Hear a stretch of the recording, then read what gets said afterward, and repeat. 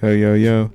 Measure Too Hot here, back again with another video. This time talking about the MVP race and just looking at what players are still in it that are contenders and what players that are not contenders, seeing where do people stand at the moment as we reach the final half of the season,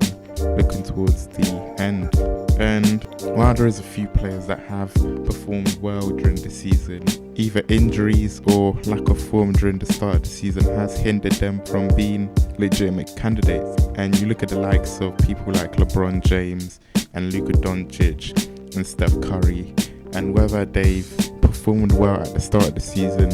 or they've performed well now, the injuries that they've sustained during the season and the games that they've missed during the season have put them out of the running and have left them on the outside looking in. And with that, it isn't really fair to the other players to say that those guys are candidates who really should be deserving of lifting the trophy for the best player in the league for this year. And with that, I do have a few players that I do think are candidates that we have to look at, and I'm just looking at who is in the conversation and who is just on the outside looking in.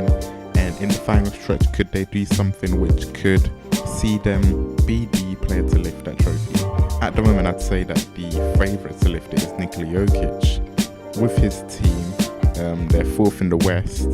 and Jokic has played all the games that he has been asked to this season. And with that, it does show that availability is the best ability.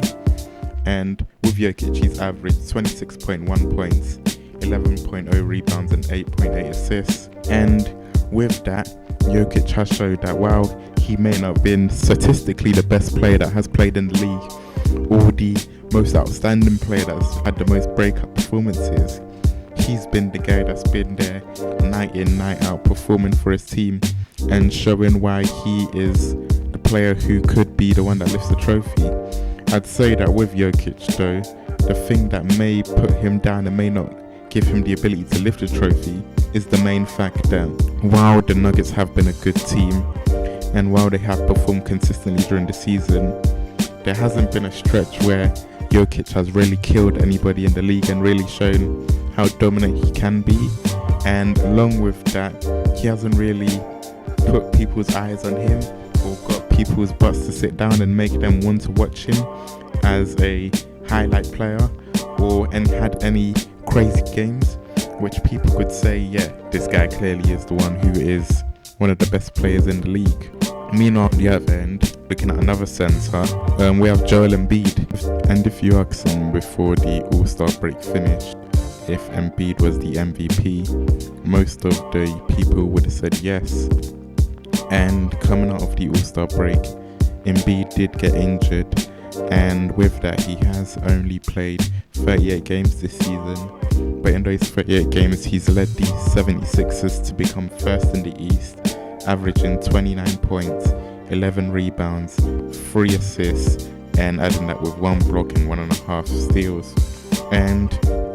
with someone like Embiid, it is clear to see that he has played like one of the best players in the league this year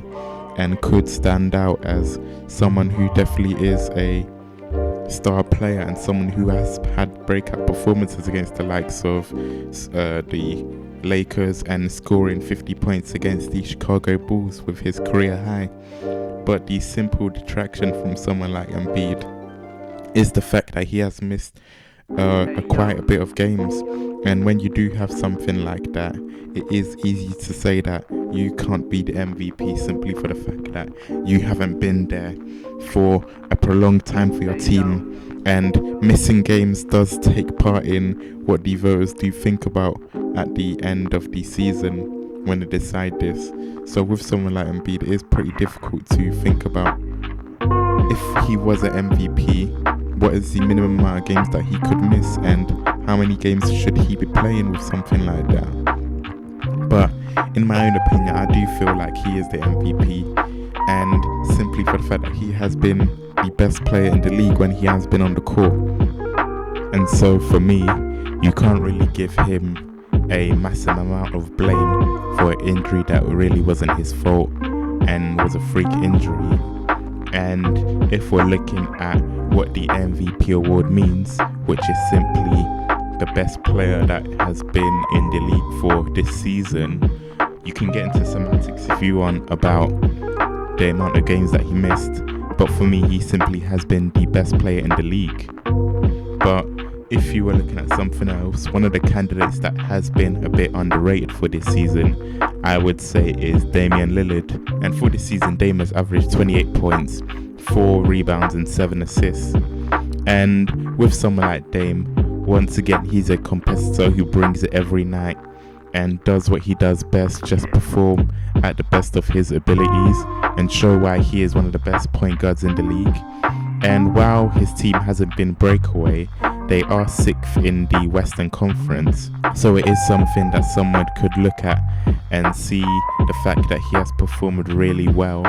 and has performed as someone who has really tried to drag his team to the edge, especially for the fact that some teammates like CJ McCollum have missed a lot of games and they have left him stranded and left him as a player who has had to carry the team a lot for himself during this season. And considering the fact that he's played 52 games, if the Portland Trailblazers were to go on a good run towards the end of the season, it could be something like he would be able to beat the odds, and if they were be able to play very, very well, he would be able to drag his team to an MVP position if they were to be able to be something like that. But it's with someone like Lillard, it is a bit of a contrarian opinion, and I wouldn't exactly predict that he would be someone that would be in the top 3 voting, but he is a good candidate to look at. Looking at another person like that, we have Kawhi Leonard. While he has averaged 25 points, 6 rebounds and 5 assists, and his team is 3rd in the West, he has the stigma of what happened last year with the Clippers, with them choking away that 3-1 series, and no one really has looked at or talked about the Clippers this year as a massive contender or a team that does look like one that would be winning a title. So I'd say that it is a bit difficult for him, especially for the fact that Kawhi has been load managing again and he has only played 46 games this season. So with someone like him as well, it is something to look at and it is something to discuss. But I'd say he's in the conversation, but not in the argument for the trophy. One of the more interesting ones, and one that is underrated, but it would be a very interesting surprise, would be Chris Paul. And when you look at the definition of an MVP, with someone who is very valuable to their team, and without them they are a team that can't perform to the best of their abilities, or a team that just doesn't work without them, you have to look at Chris Paul simply for the fact that throughout his career, whatever team that he has joined, they have become contenders and they have become a team that is able to perform for titles and is able to perform well. And playing for the Phoenix Suns, he's dragged them to the 2nd spot in the Western Conference with a 40-16 record. And while his stats don't exactly go particularly too high, with him averaging 15 points, 4 rebounds and 8 assists, when you look at him playing on court and when you look at him playing with the Phoenix Suns, you can see that he is a player who does improve everybody on the team and does drag them to a higher position. You could even see it with the Oklahoma City Thunder last year, him being able to drag them to a playoff position, and now they're a lottery team. And he may not be an MVP in the number 1 spot, but I do think Chris Paul does deserve a spot on the ballot and does deserve to be recognized as a player who does bring his team up another echelon and allow them to be contenders who would possibly make it to the Western Conference Finals. But this is just a really weird discussion and something that is a bit interesting. This is just my thoughts. Let me know what you think in the comments below. Subscribe to the channel. Follow me on social medias, on Twitter at Majesty2Hottie, on Instagram on Majesty2Hottie, and just let me know what other videos you want me to see to talk about. And peace.